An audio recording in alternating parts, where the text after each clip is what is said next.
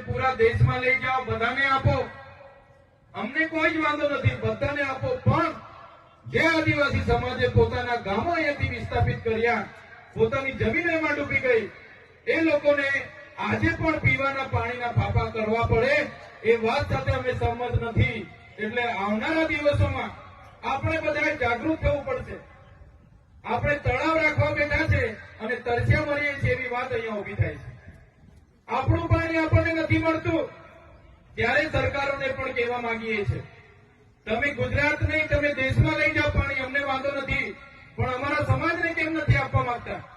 જો આવનારા દિવસોમાં આ સરકારો આપણા આદિવાસી સમાજને નર્મદાનું પાણી નહીં આપશે, તે દિવસે આપણે બધા ભેગા થઈને નર્મદા કેનાલ બંધ કરવાની ફરજ પડશે, તો આપણે બંધ કરાવી દઈશું.